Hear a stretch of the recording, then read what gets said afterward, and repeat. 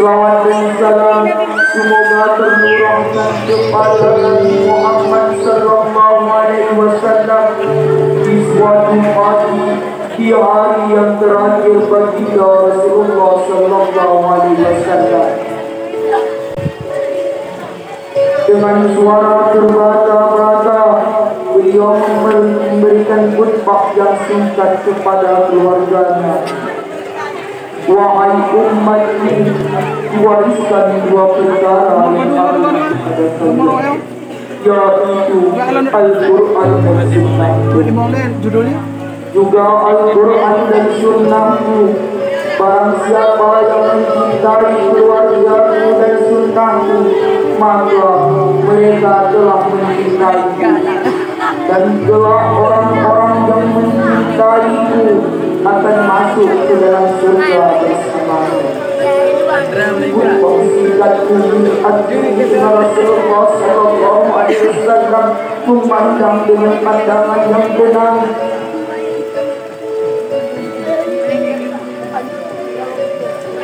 Terhadap mata sahabat-sahabat. Pada saat itu Abu Bakar radhiyallahu anhu terlihat sedih dengan mata yang terlena-lena. Umar radhiyallahu anhu menahan tangisnya dengan berdiri kuat. Utsman menahan nafas dengan sepanjang-panjangnya melihat Rasulullah sallallahu alaihi wasallam. Ali radhiyallahu anhu menundukkan kepala sedalam-dalamnya, isyarat bahwa waktu itu telah datang. Saat perpisahan dengan Rasulullah,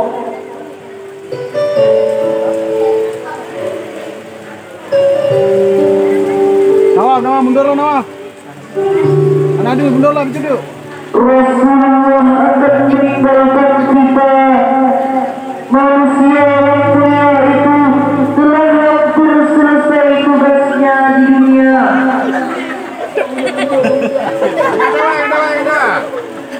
Saat itu matahari dan meninggi, tapi pintu Rasulullah tetap tertutup.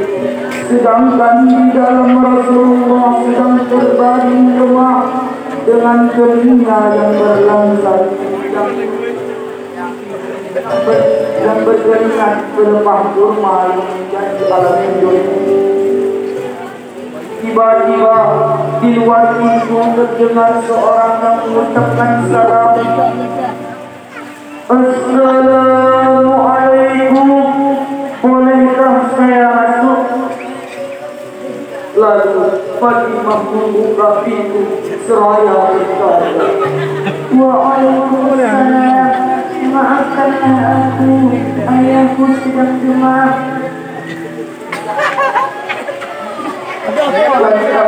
Fatimah membalikan badan dan menutup pintu. Rasulullah sallallahu alaihi wasallam langsung mendengar jawaban Fatimah.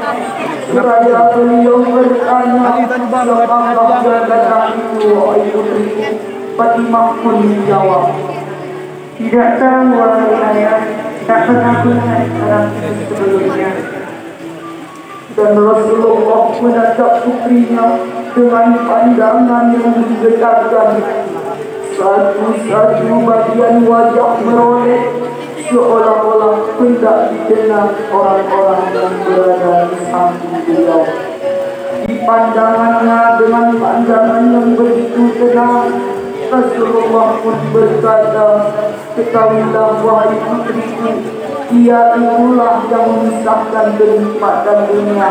Dialah malakul maut, dialah malakul maut. Fatimah pun menundukkan kepala tangisannya di depan ayahnya karena mengetahui ajal ayahnya sudah dekat. Dan malaikat Israel pun Jibril datang menghampiri Rasulullah sallallahu alaihi wasallam. Akan tetapi Jibril tidak mau mendekat. Jibril hanya menunggu di langit pertama. Lantas Rasulullah berkata, wahai Jibril, jelaskan apa waktu di depan Allah Subhanahu wa taala. Rasul berkata dengan penuh kelemahan,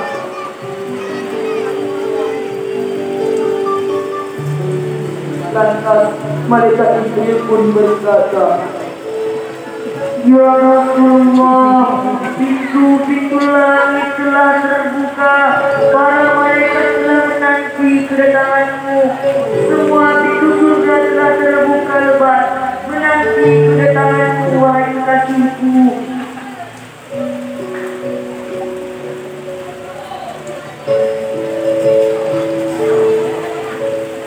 Namun itu tidak membuat Rasulullah SAW kalimatnya tidak membuat tenang batinnya Rasulullah.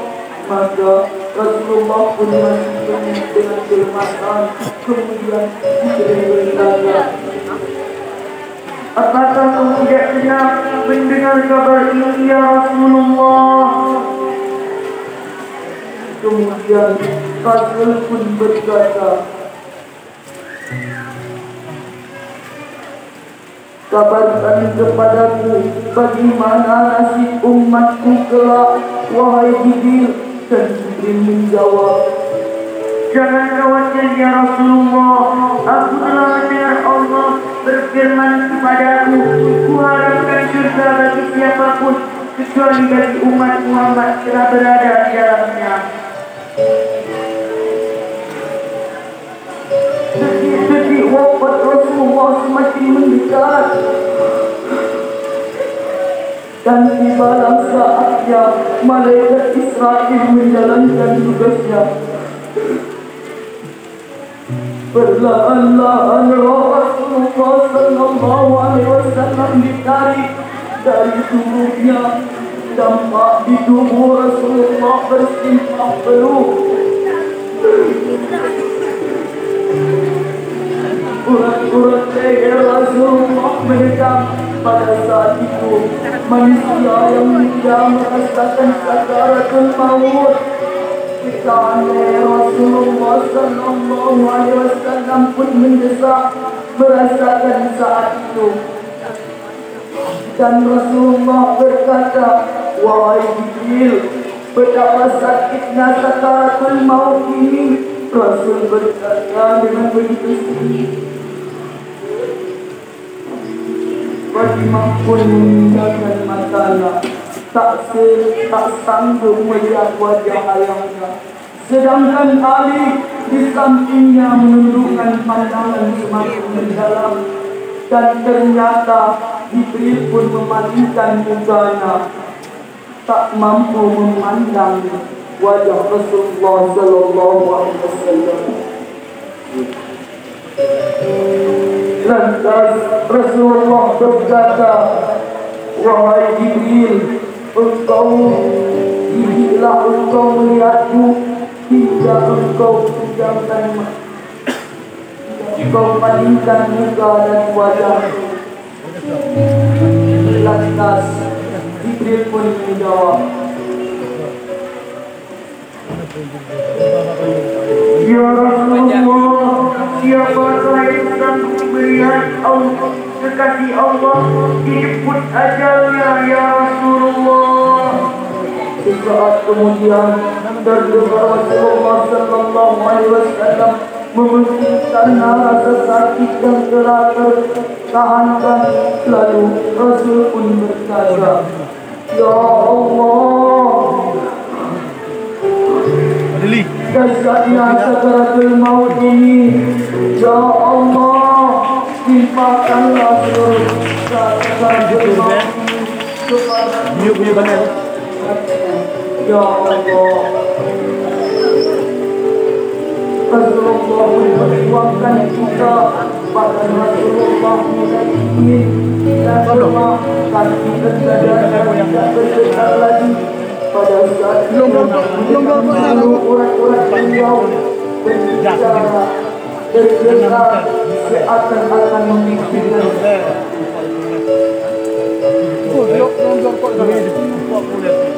Maka bergegaslah Ali memberikan kepada diri Rasulullah.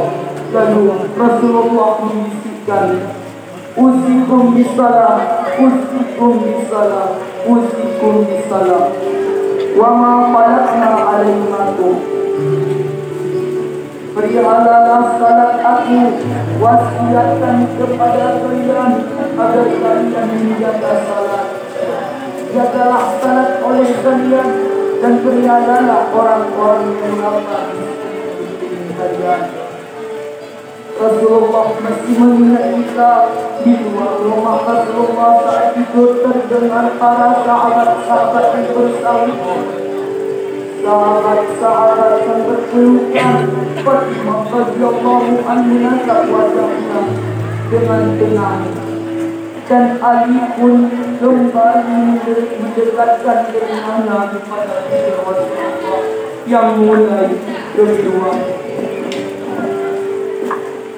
Lantas Rasulullah pun berkata, ummati, ummati, ummati, umatku, umatku, umatku.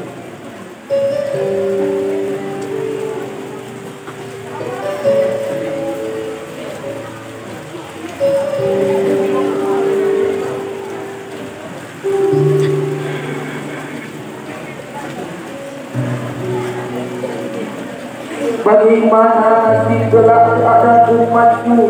Rasulullah masih mengingat kita umatnya. Rasul masih berkata umatku, umatku, umatku. Rasul masih mengingat kita umatnya. Dan berakhirlah kehidupan insan mulia ini pada saat itu. Di saat lisannya masih mengingat kita, masih menyebut nama kita umatnya. Rasulullah sallallahu alaihi wasallam tetap tutup usia pada saat itu. Mampukah kita meneladani Rasulullah sallallahu alaihi wasallam dan mencintainya? Dia yang mencintai kita hingga akhir hayatnya. Padahal kita adalah umatnya yang tidak pernah beliau temui. Ya Rasulullah, ya Rasulullah, ya Rasulullah, ya Rasulullah.